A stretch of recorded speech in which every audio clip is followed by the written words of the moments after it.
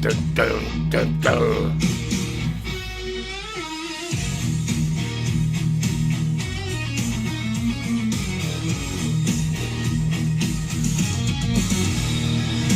Ballots have been cast, the die is set. Alberta ain't ready to kneel just yet. Feels their king, power of respect. But we won't answer to YAAAA yet. We'll kill us what we earn. Dirt and fire and lessons learned.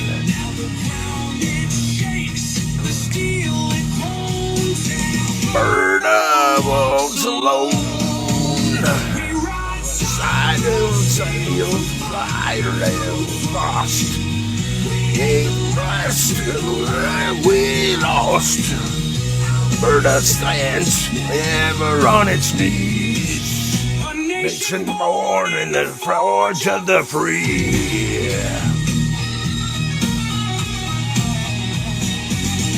How's it going? Yeah! That's freaking awesome. This is Ryan Prince, the Prince of Alberta! Last name has no status. My name's just Ryan Prince. How's it going? Today, I wanted to share with my Alberta family is a town hall meeting. It's about an hour and a half long. I kind of got it down to that. But this is so that you can check it out yourself. Maybe you won't be able to go to one, or you can check this out and then you know what to expect when you do go to one of these events. APP event, town hall meeting.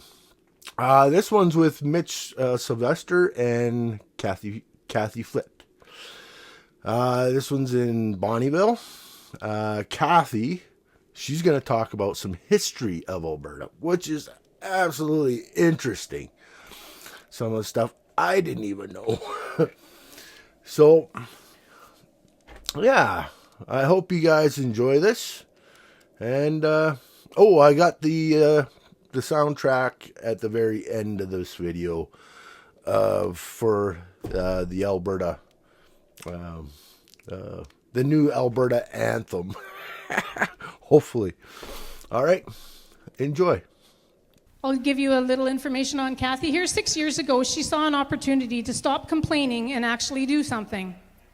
Nothing could prepare her for the roller coaster ride that followed.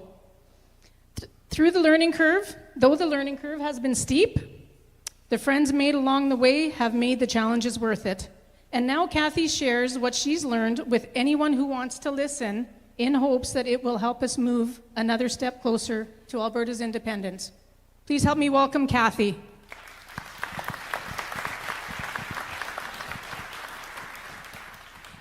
Thank you very much. I told her to make stuff up and she didn't, so there you go. That was all true, everything that she said. I did get involved in this 6 years ago. Just a little bit of a history to let you know my credentials are legitimate. You may remember the Wexit movement that caught lightning in a bottle there in 2019 and then fizzled out about as quickly as it started. Well, I was there. I was one of the ones that was on stage in Edmonton and in Calgary and in Red Deer. And I learned a ton from that experience, mostly how dirty politics is.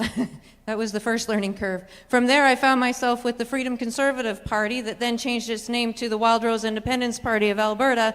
And I discovered that as dirty as I thought politics was, there was room to grow in that, and it's actually worse than I thought. And so I survived that, and that imploded, and I learned some things as well about the movement itself with regards to Alberta independence. I've been a quote-unquote separatist for decades. I thank Link Byfield and the Alberta Report for that. I just didn't really know what to do with it until 6 years ago. The greatest learning curve that I've had in this is that whenever our movement gains a lot of momentum, and we have never in the history of this movement seen the momentum we have today, people blame egos, right? Oh, it's egos that took it down, so-and-so got crabby at so-and-so, and, and that's what happened. And I'm here to tell you that's only actually half right. Here's what really happens behind the scenes, because I watched it 3 times. The powers that be that don't want to see us succeed, and they're big. We know that they're big. They come in and they find the low-hanging fruit. Who are the easiest ones to use to bring it down from the inside? And then they exploit those egos to do it, to make it look like an inside job. That's what happens every single time, except for this time. This time it's not happening, because Albertans have got a little smarter, we've got a little wiser, and we're just simply not letting it. We're not letting it. We're staying together. And I hear quite often, well, everybody's got to get under one banner. All these different groups, we've got APP doing this, and Corey Morgan doing that, and Kathy Flett doing this, and so doing that. They all got to get under on one banner, and that's absolutely wrong. Because what we've managed to create now, with all of these voices all pulling the rope in the same direction, is one hell of a game of whack-a-mole for these guys to play. They can't take us all down, but I promise you we're all friends. We're all talking to one another. That's why I've been invited to this stage here today, to show you guys. The movement is going forward, and that referendum will come. We're going to get it next year.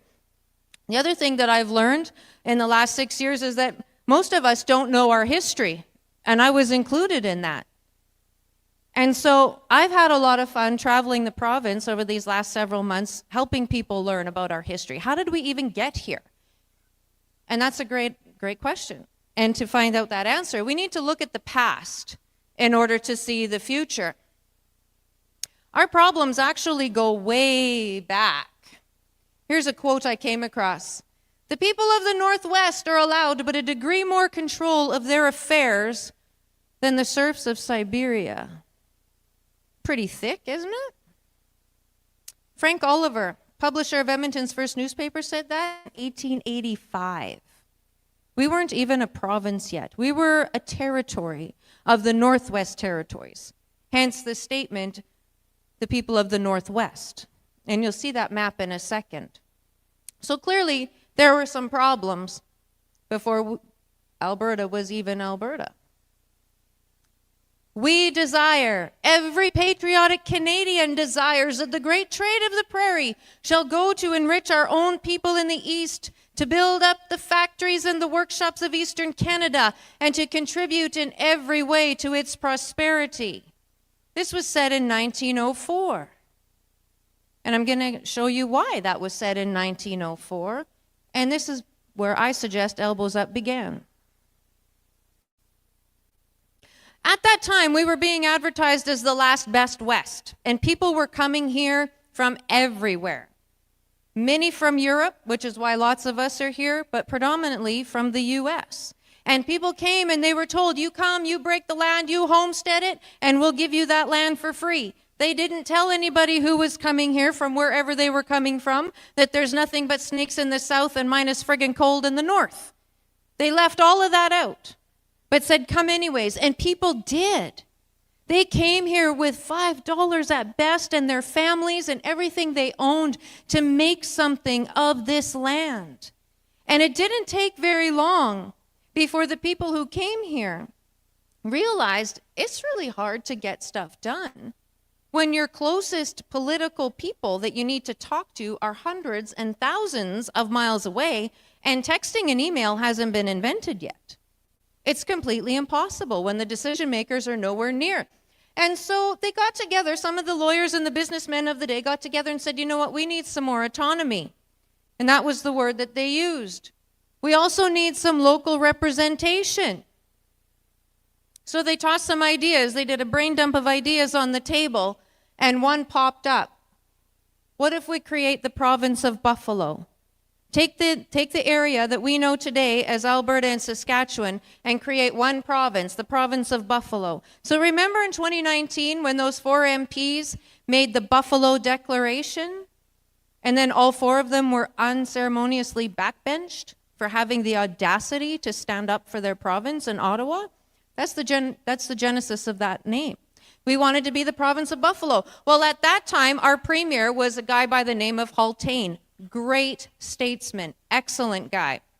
It's really unfortunate we don't have too many like that around anymore. And he, of course, thought that this was great because where you see all of these, let's see if this will work, all of this part here, this is all the territories of the Northwest that he had to look after. So of course he's going to be happy to offload a good chunk of that. And he said, this is great. You know what? I'm going to take this to Ottawa, where all great ideas go to die. And they said, no, absolutely not.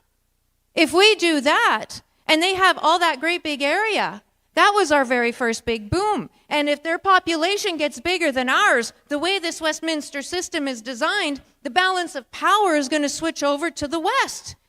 And we can't have that. This was legitimately their argument. They said absolutely not. They took an eraser, a pencil, and a ruler. They erased all the lines, and they created Alberta and Saskatchewan. When the Dominion of Alberta, or Canada first began, it was originally Ontario and Quebec, right? Upper and Lower Canada. Well then, Nova Scotia and New Brunswick negotiated their way in. Manitoba, little postage stamp of Manitoba at the time, negotiated their way in like bookends to this Dominion of Canada. BC negotiated their way in. Remember the states? They were trying to come up through to connect to Alaska, and Ottawa said, oh, no, you don't. And they decided they were going to build this train to join the East and the West, and then they didn't bother to tell you about all the Chinese people that died along the way, but that's what they did. And so BC negotiated their way in. Newfoundland, very last one. These guys held out until 1950. They negotiated their way in, and yet in this argument, we're constantly told, well, Alberta, this is what you negotiated when you wanted to come into Confederation. No, we didn't. Alberta and Saskatchewan did not negotiate their way into Confederation. We were legitimately colonized and appointed a premier at that time, who happened to be a Liberal premier. We were appointed a premier. So when someone comes to you with that argument, they don't know their history. Fast forward to today. You can see some of the lines have changed some more. Both Quebec and Ontario have gained some more land. Manitoba obviously gained a ton of land. And we see the territories now have been divided into 3. This is what the Westminster system of government looks like. And these are the Senate seats. We've got the upper house and the lower house. The upper house is the Senate. That's the red chamber, supposed to be the place for sober second thought. Some debate there. But anyways, when you look at this map and you see all these numbers, these are our appointed Senate seats across the country. Appointed because we don't get to vote them in. Alberta tries, but Ottawa takes it as a mere suggestion. What do you notice about the numbers going across the country? A little lopsided, don't you think? The western provinces each have 6, Ontario 24, Quebec 24, and then you see into the maritime provinces. These numbers are set in stone. They don't move. They're there by the Constitution says that they're there. So that's how many Senate seats each have. Where am I going with this? I'll show you in a second. These are the seats in the House of Commons, the ones underneath. This is the other house that's in Parliament. And you can see 43, 37, on and on and on towards the east. What do you notice about those numbers? A little lopsided, don't you think? This is what they were talking about. This is what Sir Clifford Sifton was talking about. If our numbers got too big in the West, that balance of power would shift because we would have too many people, representation by population. But is it? In the Senate, each senator in Prince Edward Island stands for just under 45,000 people per senator. Newfoundland, just under 91,000 people per senator. Quebec, 377,000 per senator. This is supposed to be representation by population, right?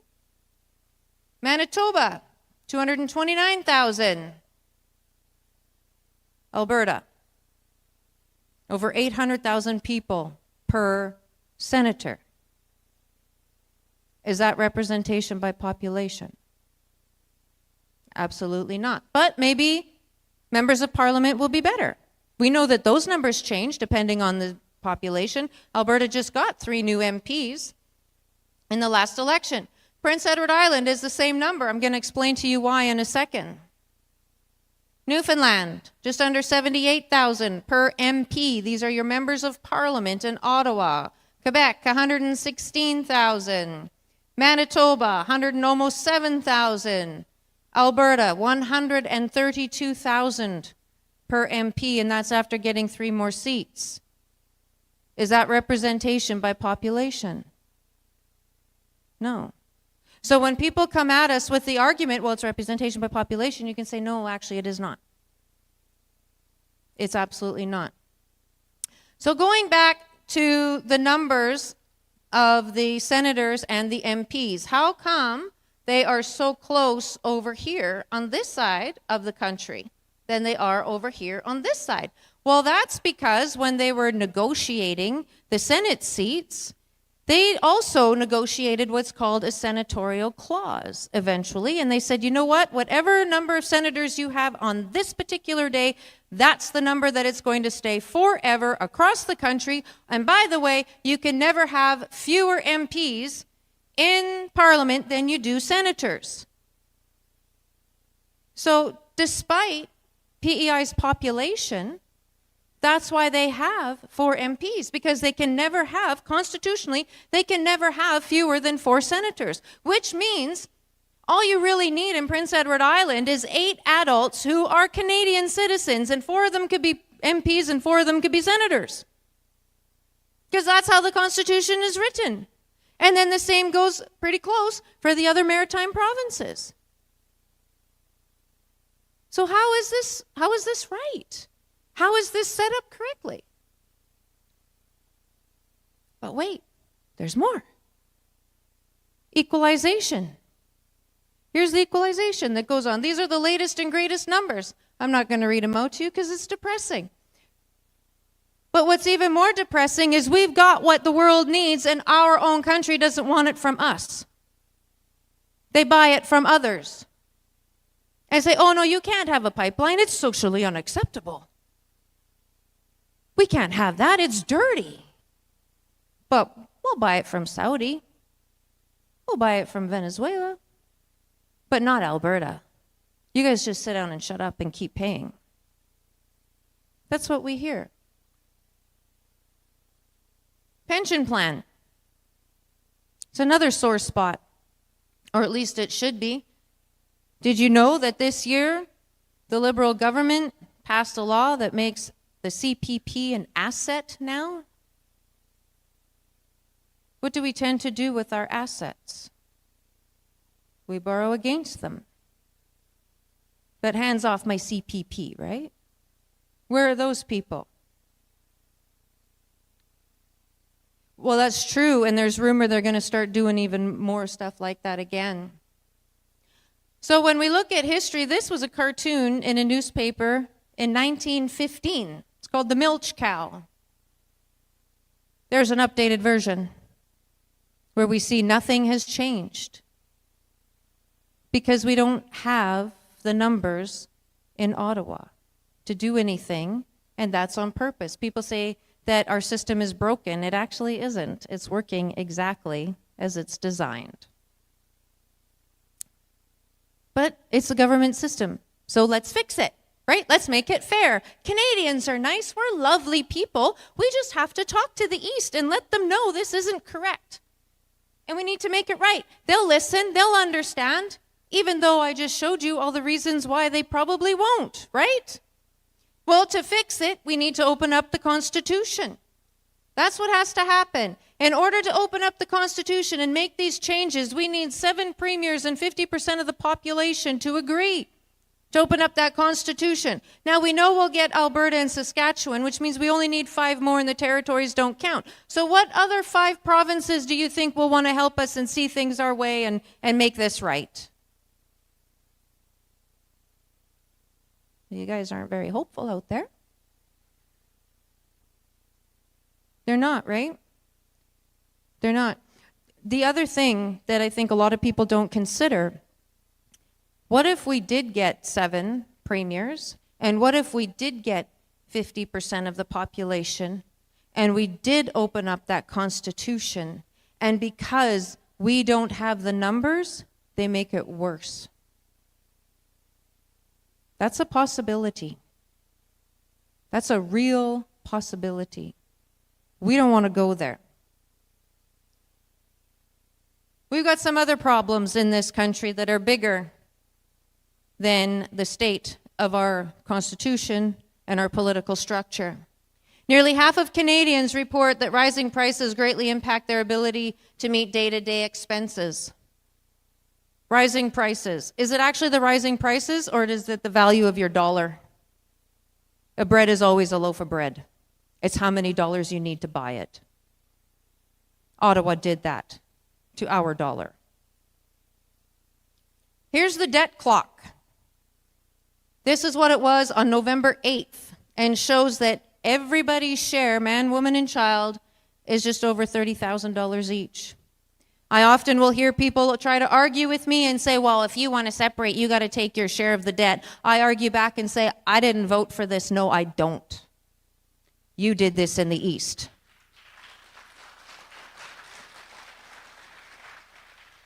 Something else to consider, the amount of GST that we collect right now, well, that Ottawa collects right now, that's barely enough to cover the interest on that debt.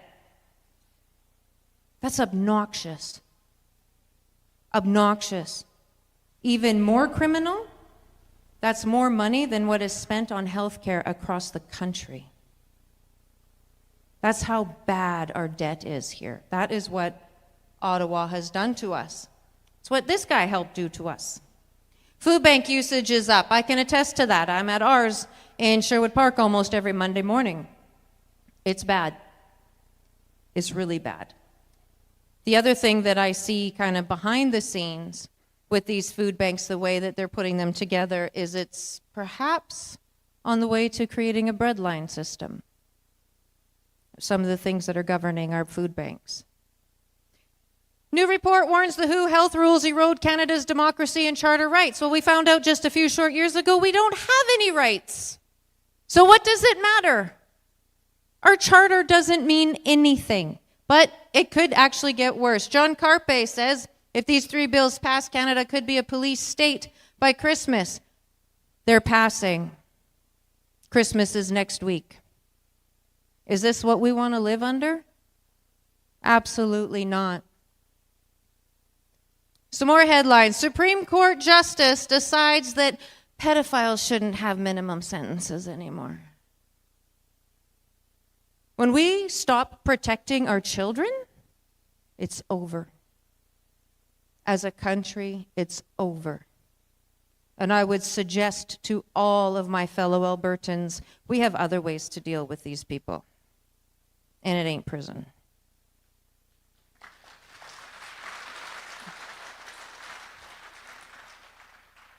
More than half of Canadians no longer feel safe in their neighborhoods, poll finds. This is just heartbreaking to me. How many of my generation, the Gen Xers, our parents never knew where we were, and nobody was ever worried about it. That's the world we need to get back to for our kids and for our grandkids. Number of non-Canadian federal inmates continues to rise. Why are we feeding these people who come into our country only to destroy it? You come into my house and you decide you're going to break my rules? There are going to be some consequences, and it's not going to be that you're going to get the spare room. That's not how this works. These guys, give them a boat, a paddle, a bottle of water, bye-bye. Figure it out. Go home.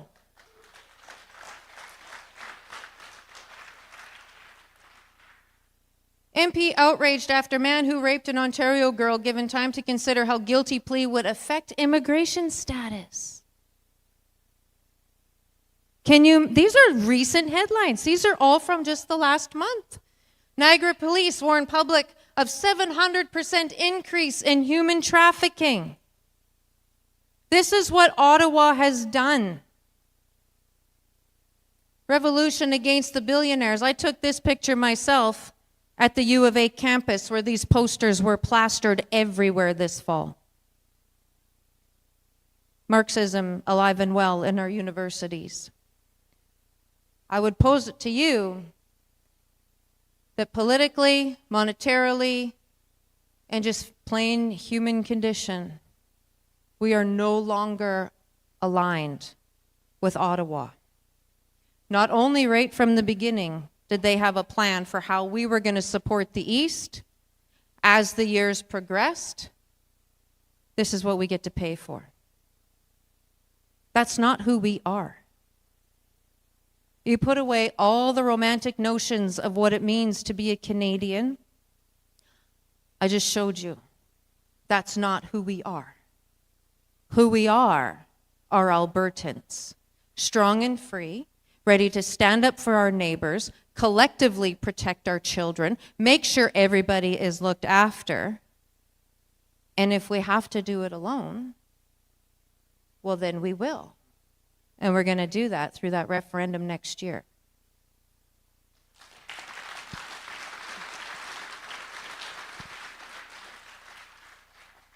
And the last thing I want to leave you with to think about is this. The one thing Albertans are guilty of is not showing up at the ballot box. The last municipal election proved that. Where I live, 28%. 28% of the people in Strathcona County came to vote to decide who was going to monitor and rule their own backyard. We get one chance at this referendum. You go and you pick up your neighbor, you say, I will take you for a beer afterwards, but we are going to go vote first. Someone says, oh, well, but my kids have got this. Don't care. Don't care. You go look at your kids in the mirror the next day and, oh, I'm sorry, I just couldn't go vote that day. But now the rest of your future is going to suck because I wouldn't go vote that day. We have to get out there. We have to get those numbers right up. 80% voter turnout and nothing less. Nothing less. And we can do it.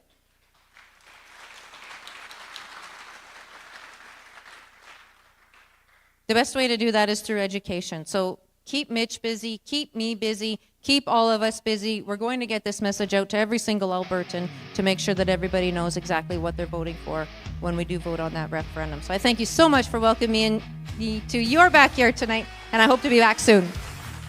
So now I'd like to introduce Mitch Sylvester. He actually doesn't really need an introduction. I'm sure every single person here knows him. However, I'm going to let you know that Mitch is the operator of Sylvester Sporting Goods, a well-established store in Bonnyville since 1989. Mitch is actively involved in political advocacy. He chairs the Alberta First Pension Plan Initiative, and he is the CEO of this Alberta Prosperity Project. Mitch is an advocate for the people, and he speaks with honesty and integrity. Please welcome Mitch.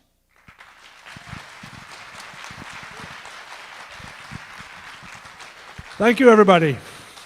Good to see you all here on a cold, blustery night in Alberta.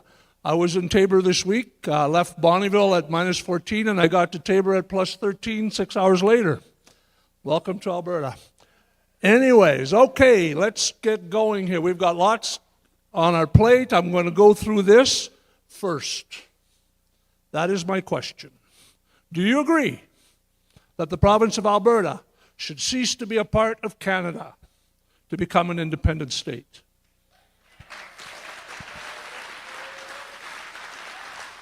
So that, you can refer to that as the Bonnyville question because it comes from here. I'm the citizen that is the proponent of that question. And just in case you would like to know why the word state is there, is because it's exactly from the Clarity Act, word for word. We just went through a long court case, and a court case where they disagreed with our question, and I'm going to ask you a question. Here's my question to you. How can asking a question be against the Constitution? How can asking a question violate somebody's rights? Justice Feasby was very busy trying to explain to us how us asking a question could eventually take rights away from people. We disagree. Justice Feasby himself said, there are certain questions that the people should not be allowed to ask. That's exactly what he said. While he was busy as a appointed liberal judge, unelected, he also got very upset that our elected people changed the law to take 2-4 out of the Citizens Initiative Act so that couldn't make the ruling to stop our project from happening. How does that work? What does that sound like? Power away from the people. I spent 3 days in court, watched that firsthand. Absolutely. So we have a problem. And I'm going to get into the problem in great detail. It's going to be very hard for most people to listen to. I'm not apologizing. I'm not lying. They're the ones that are doing this to us. We have to understand they do not like us. And it's going to be very clear by the time we're done here that they absolutely don't like us. So we just got back, a delegation from APP went to see the American administration. And you're going to be very pleased to know that they're very much on board with an independent Alberta.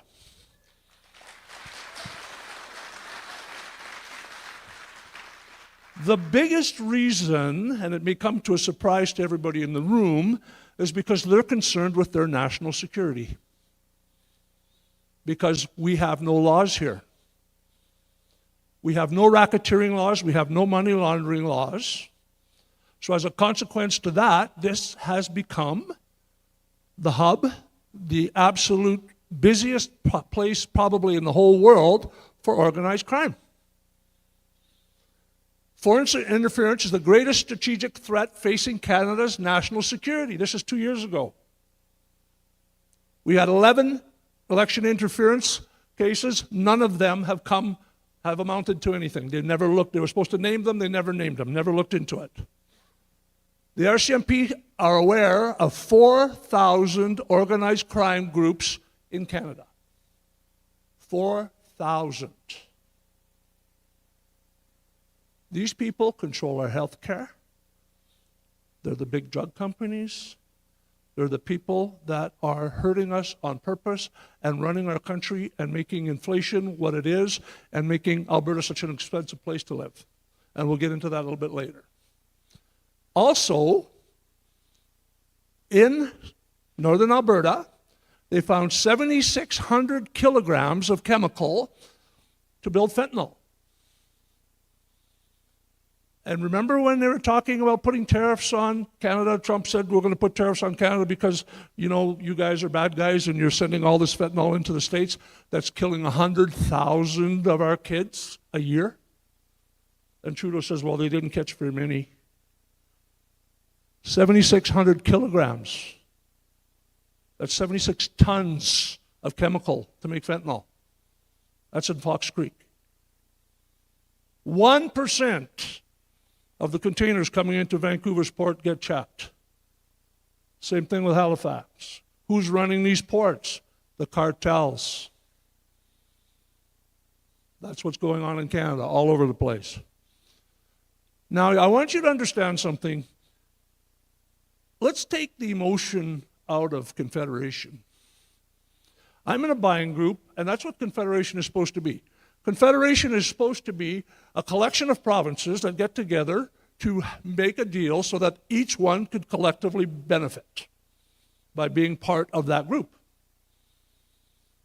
Is that the way it's working in Confederation? That's the attitude in the 80s. Everybody remembers this. Screw the rest. Screw the West, we'll take the rest. Now, Mr. Clifford Sifton said, and Kathy alluded to that, but I want to change that. We desire, and every Albertan desires, that the great trade of the prairies shall go to enrich our workers and their children and their grandchildren, to build up factories and workshops of Western Canada and contribute in every way to its prosperity.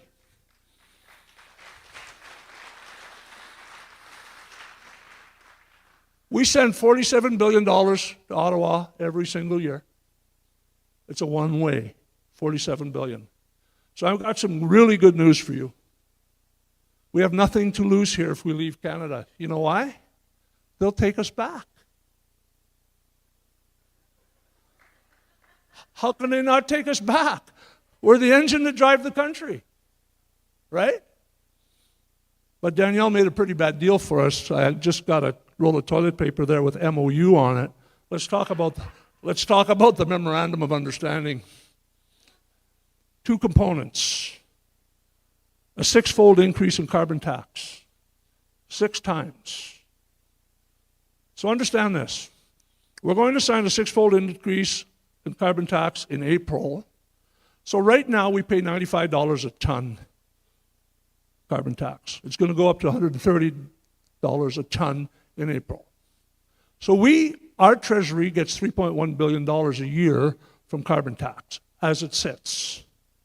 If the Premier does not agree to the second part of it, which will give us another $1.3 billion to our Treasury to pay our bills, she's going to lose it all. That's the deal. So they've already agreed that they're not going to build this pipeline for us, right? We saw that.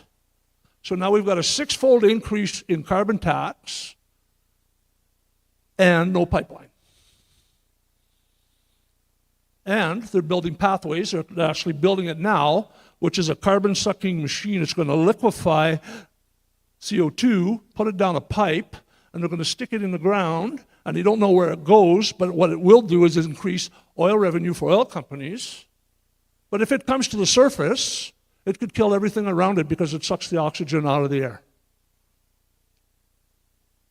They have no idea where it's going when they stick it in the ground, and it could come up in a year, 2 years, 4 years, 5 years. It is extremely toxic. And that's what kind of a deal we just made with our Memorandum of Understanding.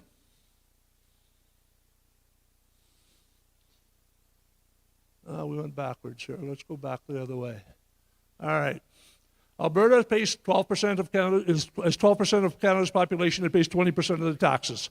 Every Albertan works 60 extra days a year than people in the rest of the country. So I want you to understand this. This is not fair.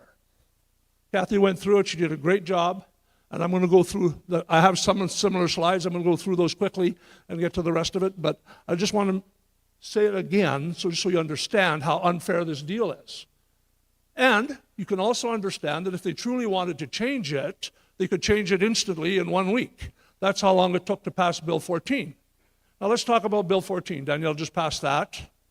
Bill 14 says that we're going to take 2(4) out of the Citizens Initiative Act, which is supposed to be designed so a citizen can ask a question of the federal government or the provincial government that basically the government hasn't got enough courage to do on its own, so they put it on the backs of the citizens. But in our case, they put 2(4) in there because they knew it would take us to court. Cost us about $100,000 to fight it. But they took it out at the last minute, and now we have the opportunity to ask our question. And I was told by the Premier that you will get the opportunity to collect your signatures. You will get the opportunity to have a referendum. Let's see how that goes. How is that going to go? I'm going to tell you how it's going to go because this is my 90th town hall. If we get the information in front of the people, we will win. There is no hiding the fact that this is a very bad deal for Alberta. I'm going to count on every one of you to talk to people and tell them how bad a deal this is because people don't get it. They get all emotional. The only way to save Canada or Canadian provinces is for us to get out and save Alberta.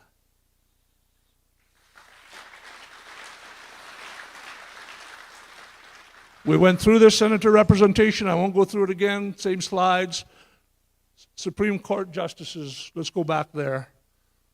We have 2 in all of Western Canada, 3 in Quebec, 3 in Ontario, and 1 in the Maritimes, and they speak French, all of them. And I'm French speaking. Everybody in the room understands that, but French-speaking people tend to vote Liberal.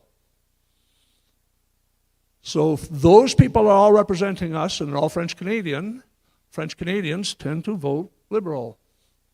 It's very hard to get conservative values and conservative judgments from these people, as we just saw, even in provincial court, how hard it is to get a liberal appointed judge to push things in our direction. Now let's talk a little bit about equalization. Do you understand why we pay Quebec $13.3 billion? Quebec doesn't put Hydro-Quebec on their balance sheets. Their biggest industry, the biggest money-earning industry in Quebec doesn't go on their balance sheet. We put our oil on our balance sheet, and because they don't put Hydro-Quebec on theirs, what happens to them is their balance sheet shows that they're a have-not province. However, we put all our information on there, and we give them $13.3 billion a year every year. And, like I said, this started in 1915. 10 years after we became a province, they knew it was a bad deal then. This has been going on for 120 years, that we know that this is a bad deal for Alberta. Let's get into pension. The first thing they're going to throw at us is you're going to lose your pension. So let me tell you, you will not lose your pension. Every pension has a portability clause. Every pensioner that pays into CPP is legally owed their pension. Alberta pays $9 billion a year into CPP, and our seniors collect $6 billion. There's an overage of $3 billion. That $3 billion goes into a fund for Alberta seniors. Ontario, in the CPP Act back in the day, said, hey, that might not be fair because we're the biggest contributors. So if we're the biggest contributor, we want to take our portion out at any time we want with accrued interest. Right now, that number for Alberta is $400 billion. Right? So why hasn't Danielle called that back? Let's unpack that for a minute. CPP pays 9.5% interest on, let's round the number, on $400 billion, that's $40 billion a year. I said our seniors collect $6 billion. So just our CPP fund could earn $40 billion plus the $9 billion contribution. $49 billion. And our seniors collect $6 billion. In reality, we could give our seniors an 8-fold increase in their pension 8 times and still maintain the principal. Right? So why hadn't they called that money here? And we could invest our CPP money into projects that would make money for Alberta, because they're certainly not doing that now. They actually had a law that they weren't going to invest any of Canada Pension, of which more than half of which belongs to Alberta, into anything that wasn't a green project, so nothing oil field. They're consciously trying to suppress Alberta, and there's 2 clear examples. Transfer payments and this. So, Premier, this is here, next door. Danielle and I were sitting having a conversation, and she said this, and I remember it very clearly. When I became Premier, I thought I would fix everything in 6 or 7 months, but everything's broken. What does that mean? At her level, it means everything is too broken to fix. Because if you're the Premier of Alberta and you can't fix it, what's wrong with it?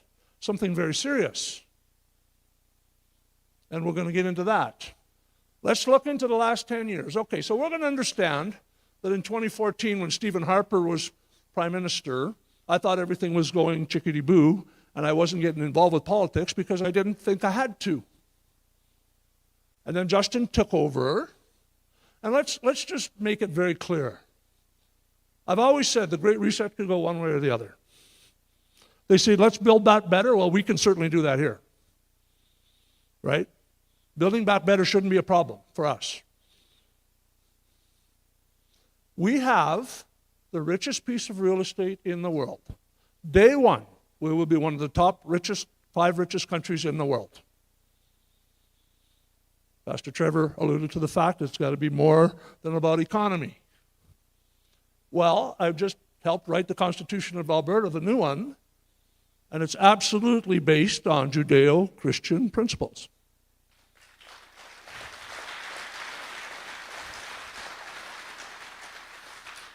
Now, I had the opportunity to do the Bill of Rights for the province last year when we went to the AGM and we asked about the Bill of Rights, and we said, you know what, the Premier said, we're going to give you this, this, this, and this, and she never ended up giving us any of that. Property rights, gun rights, bodily autonomy, freedom of expression, all of those things which she promised that we were going to get. And then let's just take the right to bear arms. She said, you shall have the right to bear arms according to the new Bill of Rights in accordance to the law, in accordance to federal law. So that means we have no rights at all. Because the federal government, the way the Constitution is written, 92:13 of the Constitution said that provincial governments have the ability to rule over property, all property. But what the federal government, what Danielle did there is they put that in according to federal law and took that away from the province and gave it to the feds. And the feds, of course, are anti-gun. We're going to get into that too. But just understand this. We have the people, we have the infrastructure, we can make this work. And like I said, we got nothing to lose, they'll take us back. However, I do understand one thing. We're that frog that was put in that boiling water. If we understood how much money we would have if we got away from those criminals in the East, it would shock everybody in the room. And I don't use that term lightly because they are looting our treasury. Period. No way around it. Is there anyone in this? How many people believe the federal government is stealing from us? Hands up. Okay, so everybody agrees with me. So when plunder becomes a way of life for a group of men in society, over the course of time they create for themselves a legal system that authorizes it and a moral code that glorifies it. Well, let's dig into that. An audit of $187 billion worth of liberal infrastructure spending finds 20,000 missing projects. What does that mean? That means that the projects were paid for, but they weren't built. 20,000 of them. Nobody went to jail because they're above the law. That's why they didn't go to jail, because they're above the law. They think they're kings. Gilbo, $254 million into his own company. And he just retired from Parliament, and his $254 million is still in his pocket. ArriveCan, $78 million that they were all over the courts trying to, and they got the court ruling on this, and guess what they did? They sealed it for 75 years. Right? 600 million in the green, or 400 million in the green slush fund when Trudeau had to retire. Remember they asked, they were going to do that, and he probed Parliament for 100 and some days so he didn't have to account for that money. $250 million for a vaccine factory that never produced a vaccine. We're over $1 billion here, and that's what we can find. And we're not even looking. And how about this? Trudeau spent $11,000 million on overseas gender programs. What do you think that is? Money laundering. There's not a chance in hell that he spent $11,000 million on a gender program across the world. And I'm going to tell you something else. If you were the president, prime minister of another country, and Mr. Trudeau came up to you and said, you know what, I've got $1 billion to give you for gender programs. Would you give me $950 million back? And he'd have his $50 million, and you'd have your $1 billion out of the country so you could put it in a bank and nobody would ever know the difference. $24 billion to the Ukraine, same thing. These people are stealing everything we're sending them in addition to everything they're borrowing. And that's going to become clear when I'm done. Canada's 33 taxes, highest in the world. Nobody pays more taxes in Canada. So this is how it starts. I'm going to take you on a step-by-step journey on how Justin got us here.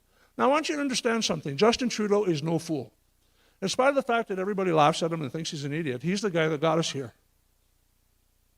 He's the guy that actually started this program, and what he said, there is no core identity, no mainstream in Canada, and consequently that makes us the first post-national state. So he's a globalist. Globalist means no borders. How do you control anything if you have no borders and no place that you can control it from? All these people that are in Ottawa are 3,000 miles away from us, and they're hard to reach, whereas our MLAs are right here. They know that. Globalism is to take away centralism, because you can control central government. You cannot control a government that's in Europe. And that's what they want to try to do. Take away local rules. So here's how it starts. This is step one. This is the ring that controls all the rings. In 1954, there was a statute in the code that said that it was illegal to lie to the people. In 2019, Bill C-39 was passed, and C-39 made it legal to lie to the people. Why would you pass a law like that? And I'm going to ask you that question 10 more times before I'm done this. Why would you pass a law so that you could lie to your people if you didn't want to do anything shady? And that's what they're doing. Step one, control the message, control the media. Hitler gave everybody in Germany in the mid-30s, 1930, a radio. And everybody said, oh, well, that's really kind of you. Well, it was really kind of him, but then he controlled the message. Everything that he wanted to tell them, they were listening to every day. I can remember going to my grandpa and grandma's house, and that radio was on all day long, and they were listening to everything that was being said. And that was in the 50s, 60s, 70s. Step two, the very concept of a nation founded by European settlers is offensive to me.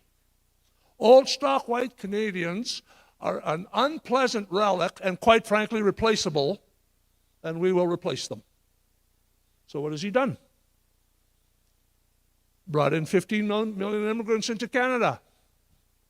There's 45 million people here. 15 million immigrants in 10 years is a third of our population. What's he doing? He's replacing us. And what else is happening? Hospitals are full, infrastructure can't keep up. We're like adding a Calgary into Canada every single year. How do you keep up with that? And on the 1.95 million this year. So you want to hear the best. This is the best. Like this is just past. So I just want you to understand this. I got to get close because this is a new one. If you pop over from India and you become a citizen who stays in Canada for 3 years, then you can return home, and then it won't matter where your kids are born, they will be Canadian citizens. And their children will be also Canadian citizens, and they all can vote in our elections and receive benefits and move to Canada at will if they were born in India. How the hell does that work? I'm going to tell you something else. We talked about the Constitution, which will be released this week. We think that citizens of Alberta should be born here.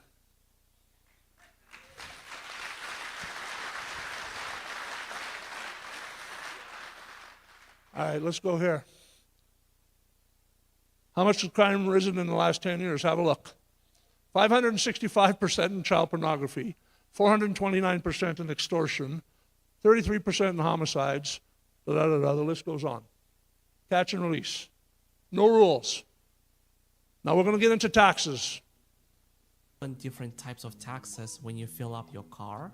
There is a provincial excise tax, carbon tax, transit tax, provincial sales tax, federal sales tax, federal excise tax, and my favorite, tax on tax. You won't see this breakdown on your receipt, by the way. So if you fill up your 64-liter tank, your true cost before tax is only $68, but you will also have to pay $38 in taxes. That brings your total cost to $106. Since the federal carbon tax will continue to increase every year until 2030, assuming everything else stays the same, your taxes will increase from $38 to $63. Follow for more Canadian tax tips. Okay, so the reason I put that slide in there is because I want you to understand, and most people don't get it, when I tell them that they're paying 43% tax. Because most people don't understand that there's 7 taxes on a gallon or a liter of gas. It's the same thing when you buy your groceries. An increase in carbon tax is an increase all the way up the chain. The trucker, the guy that pays for fertilizer, the guy that grows it, everything that time that product moves, you're paying for it.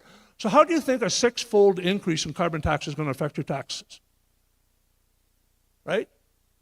A 6 times increase in carbon tax is what's happening. What do you think that's going to do to the cost of fertilizer and the cost of putting a crop in and pulling it out? And that's what our government just signed on. They're going to start April 30th of this year. So when we're talking about you're going to not pay taxes in free and independent Alberta, this is what you're not going to pay. Carbon tax, personal income tax. You may not even have to pay personal income tax, corporate income tax, GST, excise taxes on fuel, alcohol, tobacco, cannabis, customs duties, air travelers tax, luxury tax, provincial territorial tax, capital gains, land transfer tax, media tax, regulation tax, CPP tax, business tax. And they don't even want you to give their money to your kids because they charge you a state tax. So I was in Crete not very long ago, sitting at a table with a gentleman whose parents had just passed away. They had 6 quarters of land. Each quarter was worth $550,000. Dad paid $50,000 for these quarters. The capital gains on $3 million was $1.5 million is what they had to come up with in order for them to inherit their land. That's how much the estate tax was. Carbon tax, let's talk about this. Carbon taxes cost Canadians billions over 5 years, hurting the economy while reducing CO2 emissions by 11.9 gigatons. China produces 11.9 gigatons of CO2 every day and a half. So understand this. Let's just assume that CO2 doesn't stay in one spot. That if the wind blows, it's going to blow it around the world. Right? That's reasonable. So even if, if you're a climate activist and you say, you know what, we don't want to, carbon is going to affect us, when they get serious with China and the USA and India is maybe when we should start getting serious about killing our entire industry. But I'm going to tell you something. The reason they're killing our industry has got nothing to do with CO2, obviously, or they take care of it. The reason they're killing our industry is because they want to hollow out the middle class. They want to make you broke. And it's conscious. They're doing it on purpose.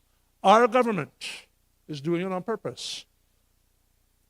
Coal power stations, China has 1161, USA 204, India 285, and guess what?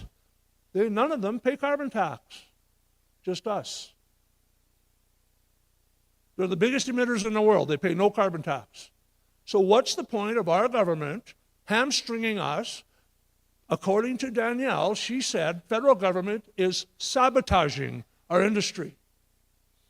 Who would have ever thought they'd live long enough in Canada to see the federal government sabotage the biggest industry that we have? Sabotage is her word. Let's talk about COVID. Big pharma, cartel, money on drugs. That's what we're dealing with. We're not going to talk about what happened. We know what happened. That Alberta's COVID-19 pandemic response, I tried to get a report done on it. I tried to get it investigated. You know what they told me? Quote, there is not a judge in Canada that we could depend on to do this the right way or to tell the truth about it. Quote from a very, very high government official. I don't want to touch this because it's above what I can do. We'll let the Americans deal with it. The leading cause of death in Alberta since COVID is unknown causes. There is no such thing as unknown causes. And they admit it. But political control and power. All right. Now this is getting really interesting here. I'm going to have to go over this. Bill C-9 has just been passed. We talked about being a Judeo-Christian state. Our government is passing Bill C-9, and I don't like to read slides like in their entirety, but I don't have this memorized, so I'm just going to read it, and then we'll talk about it. Okay, when telling the truth is deemed hate, you'll know that Bill C-8 and C-9 have passed. Okay, this is a very dangerous bill. It uses the concept of naming a group.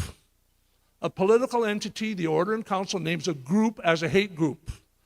From there, the members of the group are all guilty by virtue of possession of the symbol, which could be the Bible or a cross or anything. The group could be Christians. Where Mark Miller in debate names the Bible and Torah as hate and states there is no legitimate religious defense, it means the group is Christians, Torah Jews, and because he said other religious texts, the Quran. This enables the government to target religious individuals as part of the group. This is exceptionally evil and broad and typical only of communist countries. Okay, now here is where the rubber meets the road. Forfeiture, the forfeiture clause. This is the most problematic forfeiture clause ever written. What happens may, this is their wording. Now I want you to pay very close attention to this. May, in addition to any other punishment imposed, be ordered by the presiding provincial court judge or judge to be forfeited to His Majesty in the right of the province in which that person is convicted for disposal. Do you understand? For disposal. I'm going to read it again. May, in addition to any other punishment imposed, be ordered by the presiding provincial court judge or judge to be forfeited to His Majesty in right of the province in which that person is convicted for disposal, as the Attorney General may direct. So if you're a Christian and this bill passes and they make you part of a hate group, they can legally dispose of you. Why would you pass a law like that?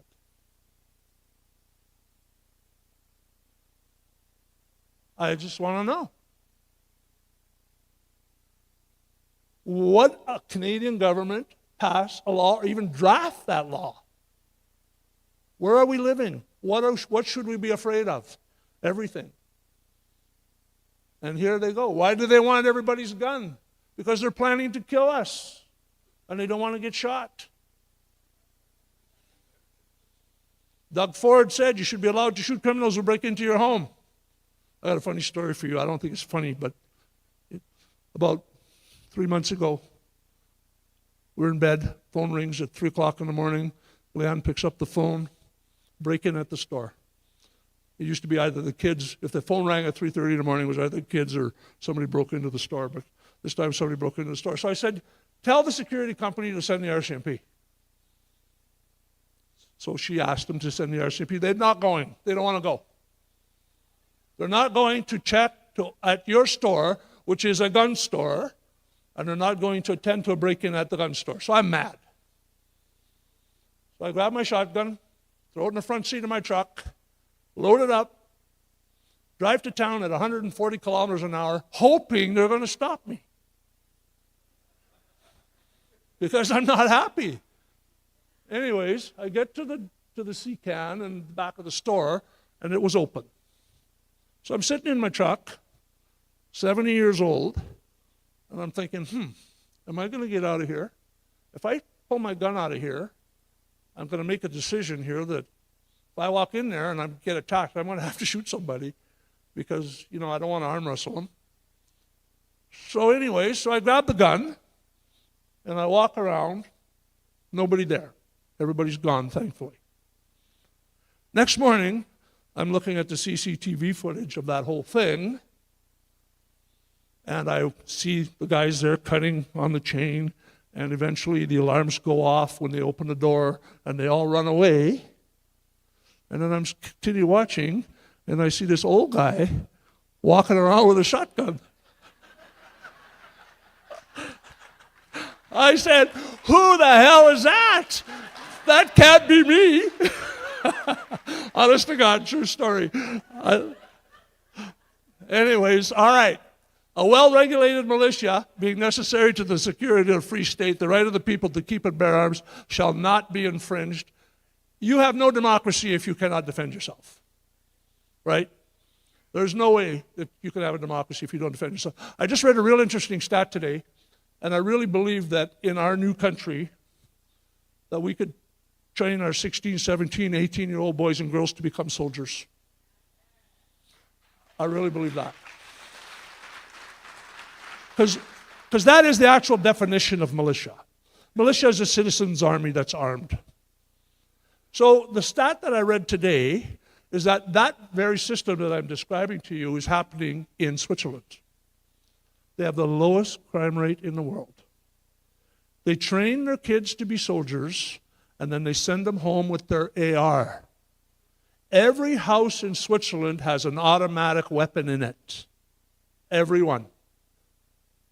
Did you notice that Germans never invaded Switzerland in the Second World War? Because there was a gun in every house. And you know why the Japanese never invaded the USA? Because there's a gun behind every blade of grass. That's quote. So, we have to think about how we're going to create. You know, this new Alberta could be a wonderful opportunity for us to build back better. We can control our food supply. We can control what's in our food. We can control what goes into our kids' heads. We can control how the whole world is run and make it better than it is right now. We don't have to worry about woke ideology. We don't have to do anything. We can make our own damn rules. All right, now let's talk about your money. Kathy alluded to this. I'm going to go into it. Here it is. Inflation. If you double the money supply, the value of your money halves. Since 2014, 2015, money has doubled.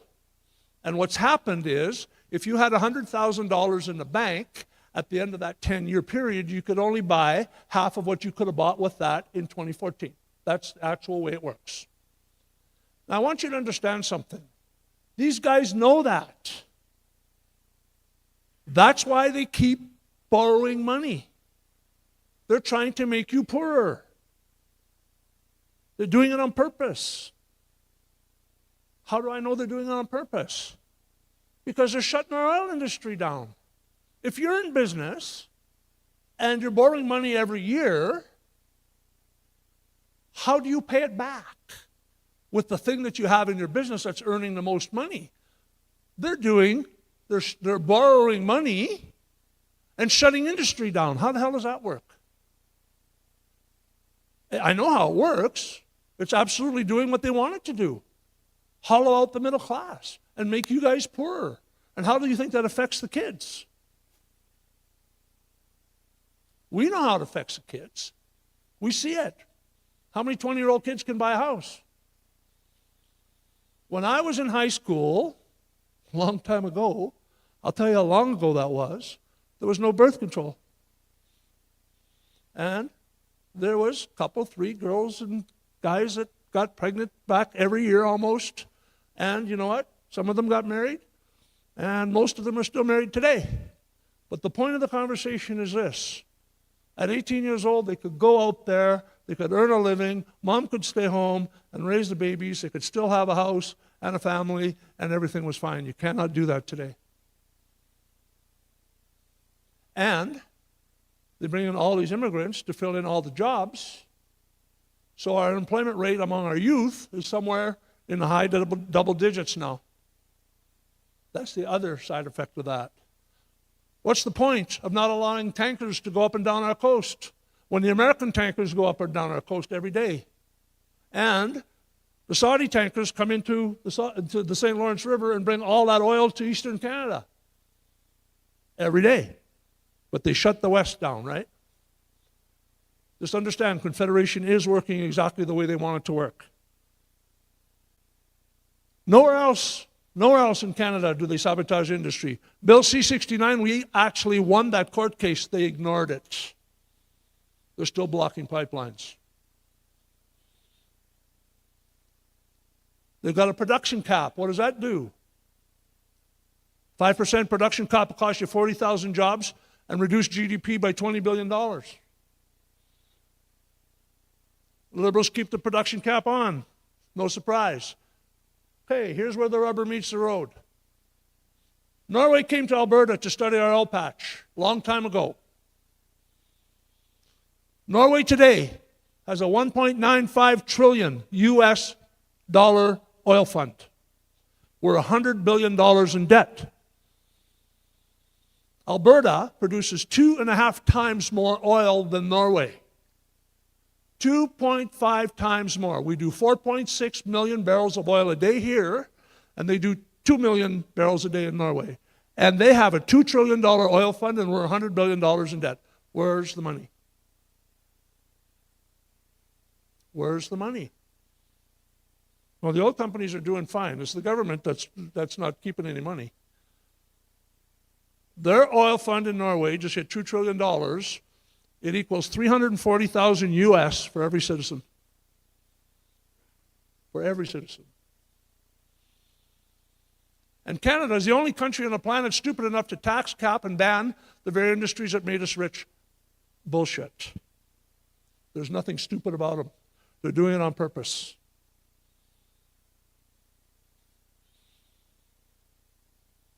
Taiwan will bring in as much oil as we can send them. Let's go here. Do you know what Bill C-293 says? It's another one of those bills. It says, in the case of an emergency, the federal government will be able to go to your home and seize your land and your hurt.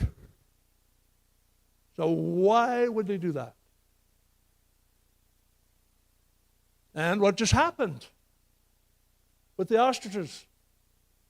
They seized their land and they killed their herd. 300 ostriches. What for? They wouldn't even let them test the birds.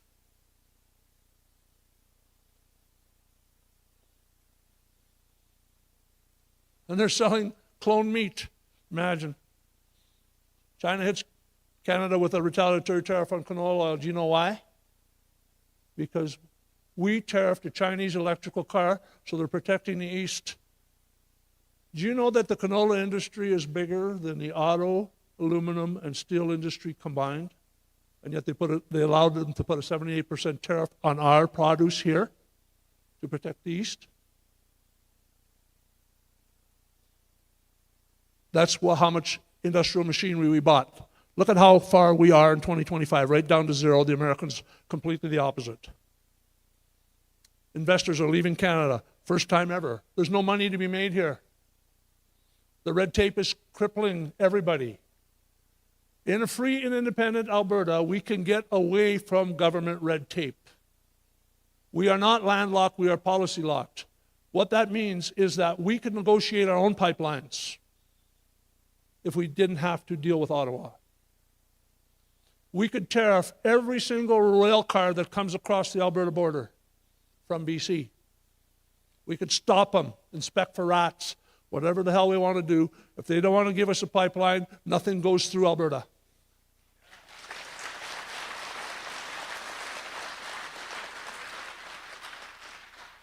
The real GDP capital growth in the last 10 years in Canada is 1.4%. There's no way you can do that unless you try. There's no way you can do this unless you try. Absolutely no way.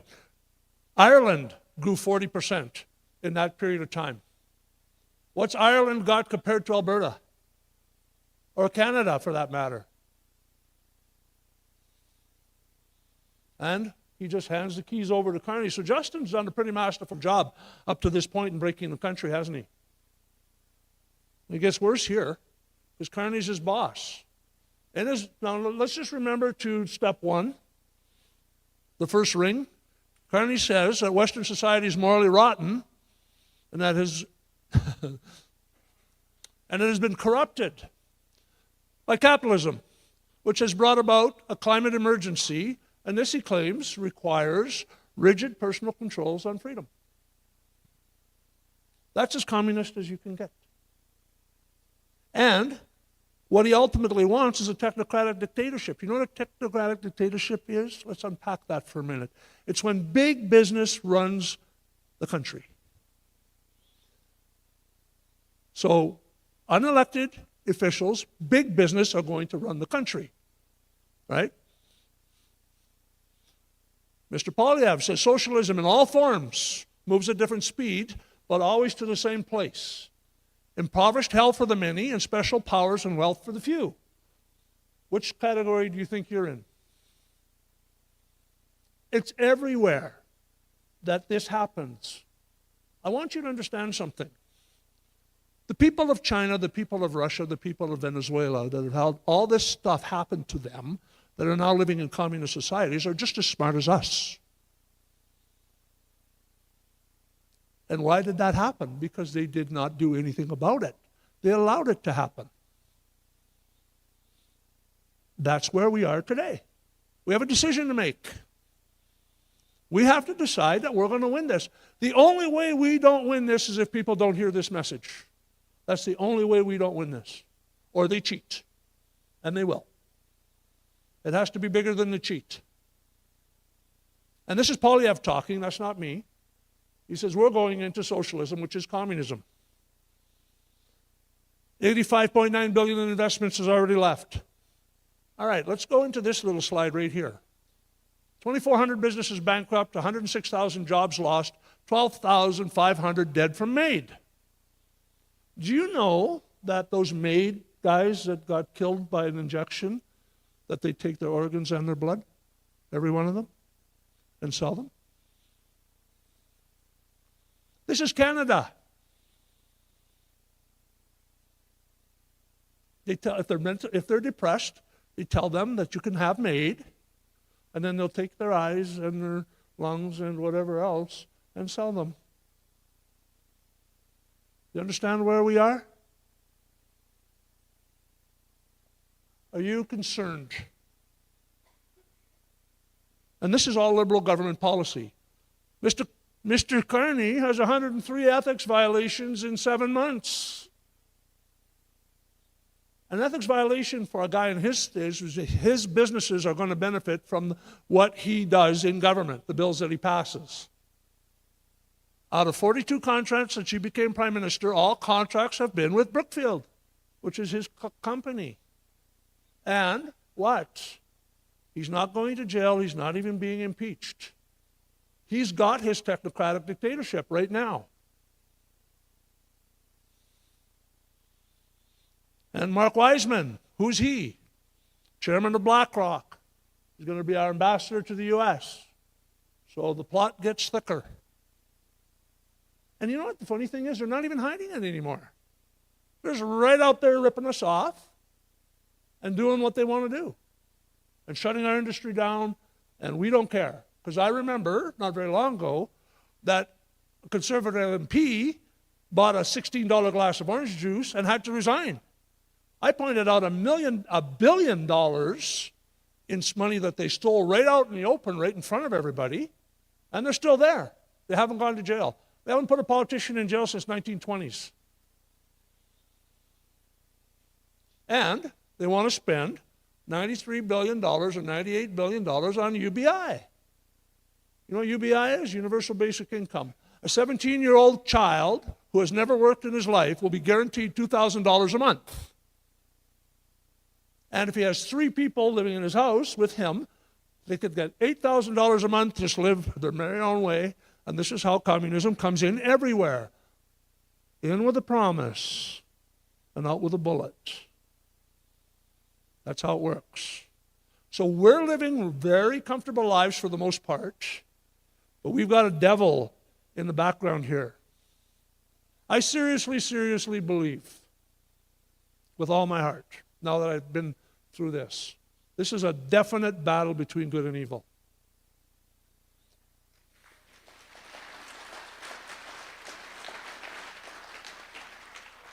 And Canada and Europe are now, behind the scenes, getting digital ID in place. It's happening right now. Danielle's 12 demands, she got none of them. If you were the government of Canada and you had your biggest producer that wanted something from you to make them happy, and you give them nothing, how does that work? And let's go here. Did you notice? This is where all these infrastructure projects, major projects, are going to happen. One in Saskatchewan and none in Alberta. And Alberta's the engine of the country. All right, that's us. 4 years in a row, including this year. We lead attendance at the AGM. I checked with 12 hours to go, and we were 40 tickets ahead of the nearest CA. So I'm assuming that we won that again this year. All right, so I was at a Prairie Rising conference in Regina, speaking to the Saskatchewan Prosperity Project people. And there was a soldier there.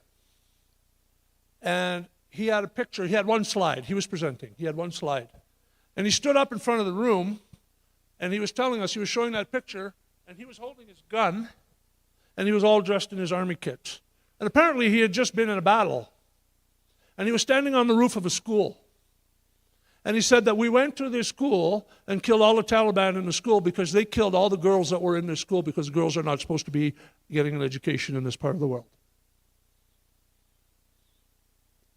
And what he said was, we paid for our freedom in blood. And that's historically been the way. I'm asking you for your time. The way we win this is we got to show up.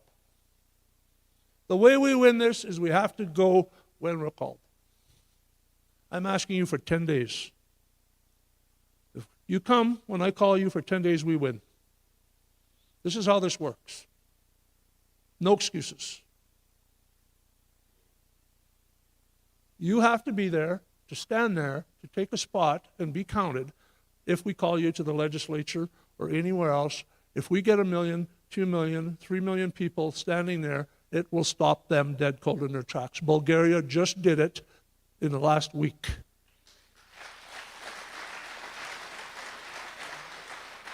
And we're not talking about getting shot at. We're not talking about running into a machine gun. We're talking about leaving home, getting in your car, and go standing in a spot and say, you know what, we're not going to take this from you guys anymore. Because it's enough. It is enough. It's way past enough, actually. And there's only one chance we're going to get to do this. I know this. They're going to fight us every step of the way. They're going to cheat. They're going to attack us. They're already attacking us on multiple levels. They're going to attack the leaders. And they're going to make it very hard on everybody. And they're going to say, hey, this can't work for you. But it will work, I promise.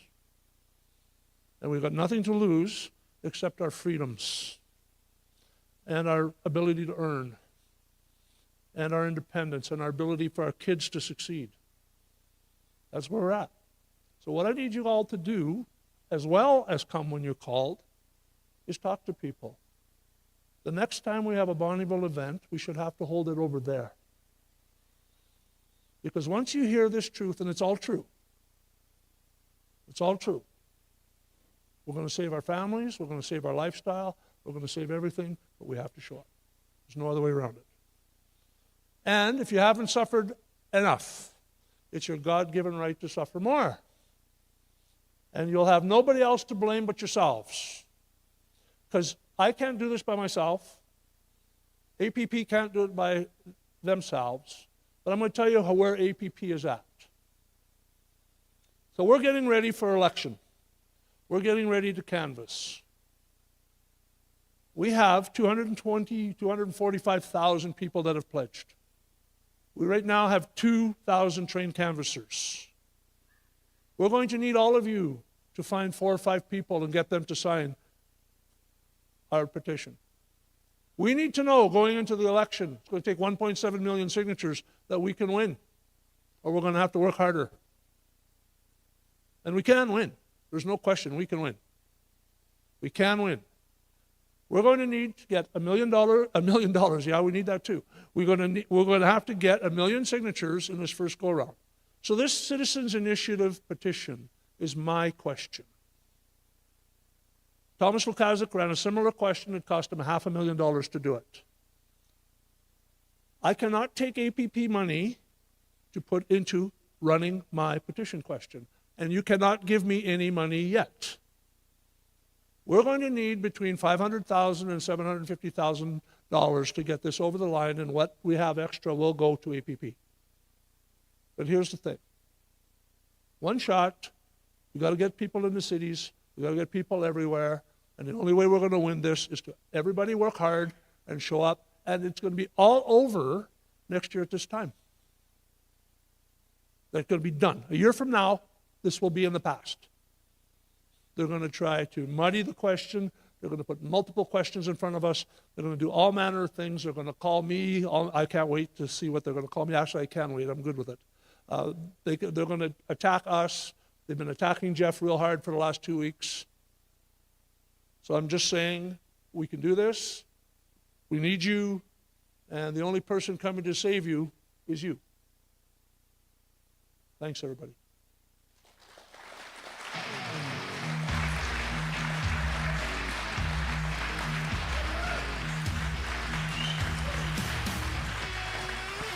Thank you very much. I love you guys too, believe me. Yes, Mitch, exactly. And I thank you for that. And I thank Kathy too. We all Albertans need to participate. We all need to go to these events. We need to show up and sign the petition, this referendum, so we can have this vote. We're going to have the vote in October, and that's one of the other most important things is show up and vote. We need to participate. We need to do this for this to work, and it's up to us. We can do this now. We might not have another chance. I want to thank you, my Alberta family. I want to wish the best for you all on the other side of this screen. In Lakesh.